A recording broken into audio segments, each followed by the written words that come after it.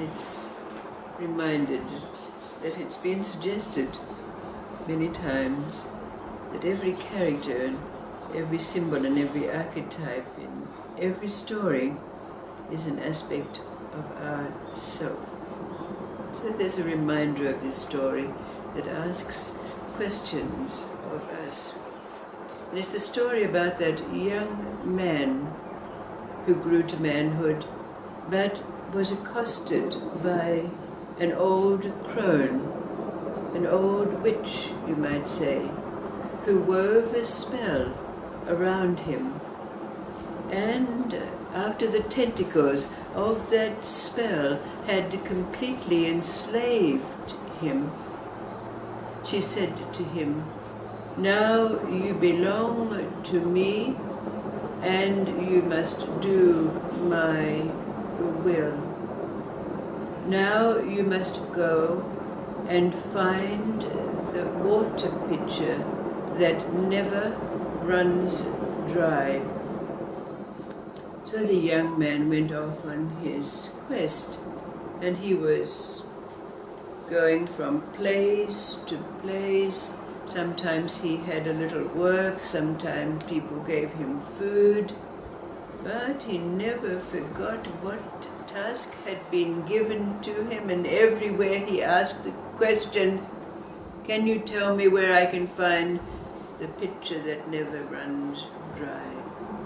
But he had many adventures until finally, one day when he was walking down the road, he came to an old hermit sage who was sitting under a great tree. And after the greetings that are normal in such meetings, he asked the question that was always there, and the sage said yes. And he reached inside his cloak and he took out this pitcher. And as he was giving it to the young man, he said, "Are you sure that you want to complete this task?" And the young man was adamant that this was what was given him to do. And so the old sage handed the pitcher over to him and said, "But remember, nothing is as it seems."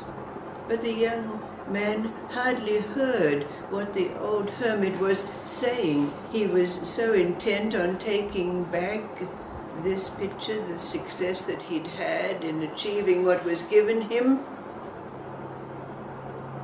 So he took no notice of what the old sage said. But when he got back to the witch and she tested the pitcher to see that indeed it never ran dry, she said, "Now I have another task for you. Now you must go and find the purse that always is filled with gold."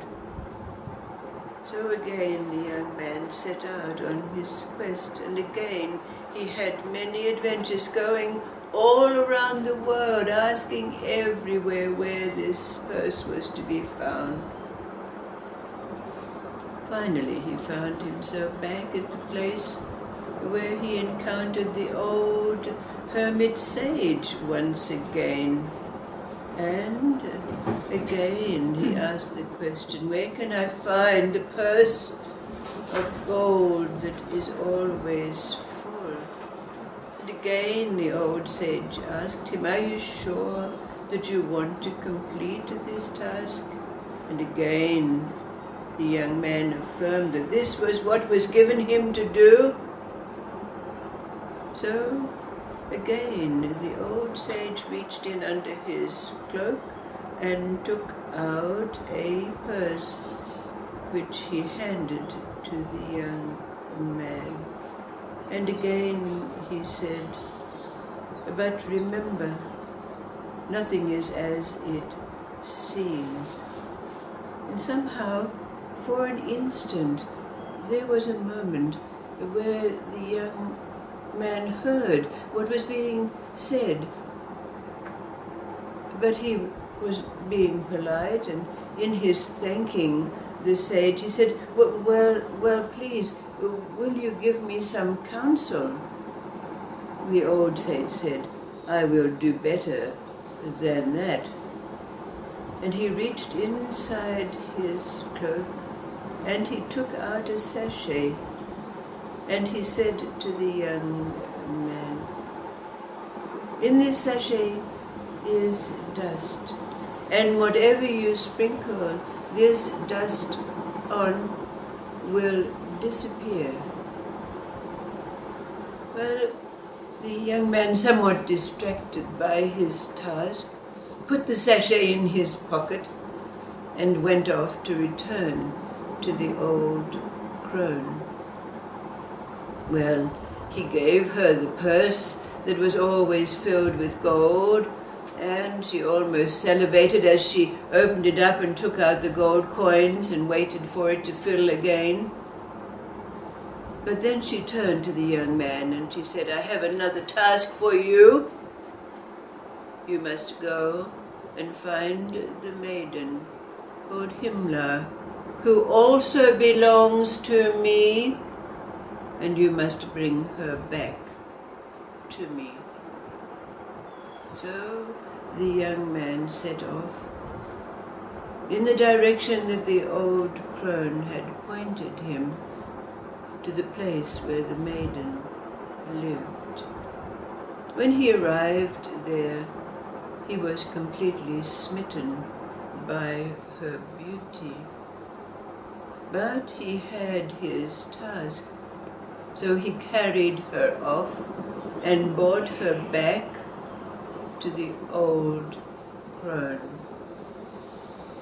But just as the old crone was weaving her spell around the maiden Himla, she called out to the young man, please help me, I love you. And in that instant, it seemed that the young man recalled all that had happened to him, and also remembered the sachet of dust beneath his cloak. So he took out the sachet and threw it on the old crone, and she instantly disappeared. We know the end of the story. The young man married the maiden, and they lived happily with the pitcher that never ran dry and the purse that was always filled with gold. But the questions that arise from this story, remembering that its characters, its archetypes and its symbols are our own self, our own psyche, the questions can be asked, what was, or maybe still is, this spell keeping us enslaved?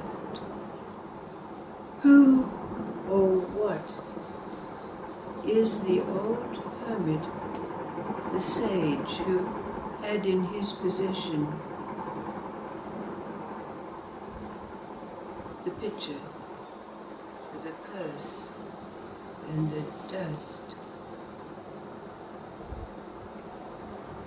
What is this dust? What are the words or the meaning of the words spoken that woke us up?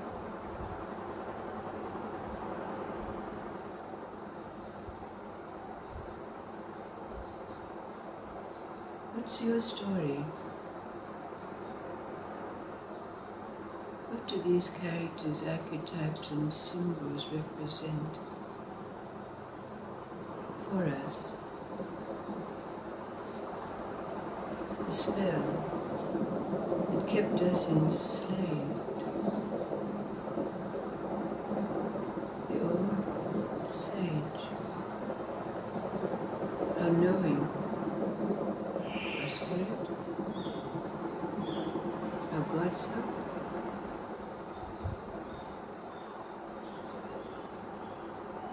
The dust,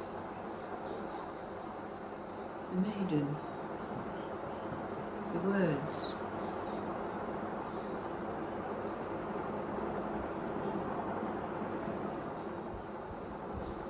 What do they represent for you?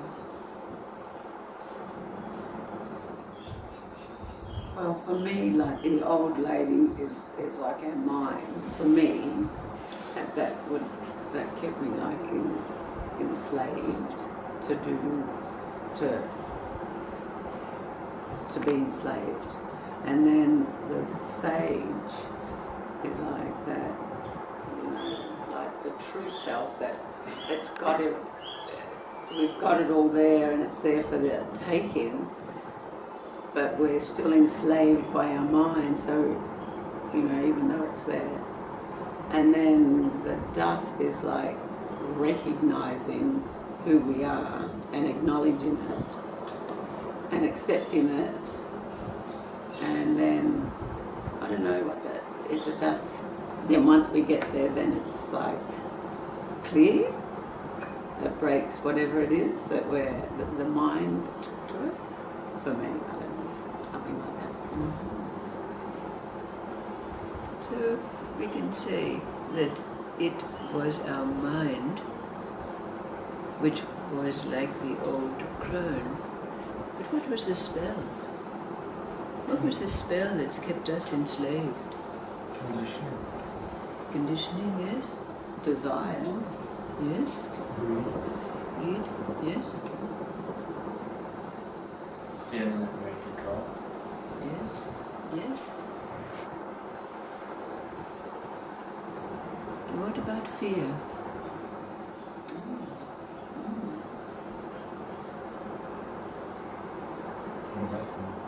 What about fear? The fear of letting go, isn't it? Letting go of the control, letting go of the conditioning, Yeah. and all the rest.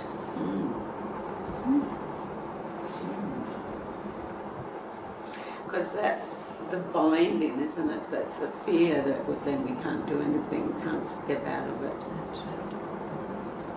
Yes. What is the dust? What is the dust? What is the dust? And what are the words that were spoken? What is the representation for us that immediately makes that fear disappear?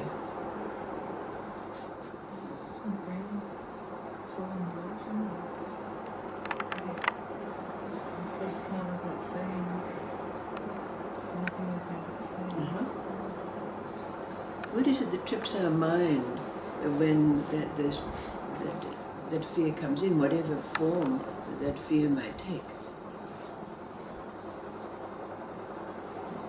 It's a trust or something. The dust is like an inner trust or Make it real.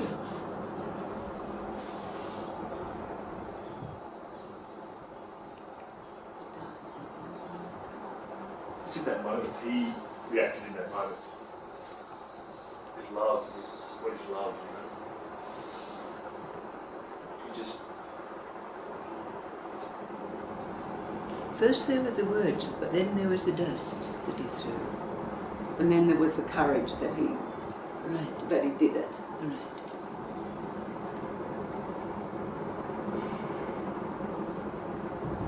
What's our recollection of our meetings in these situations?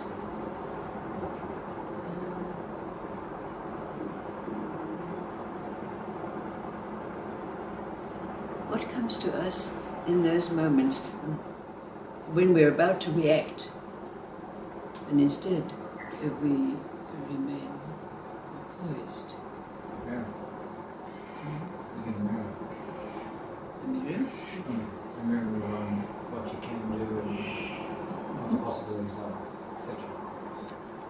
we just become empty. Okay. So we don't have a reaction. Reaction. We just do what we have to do. We don't think about it. We just do it.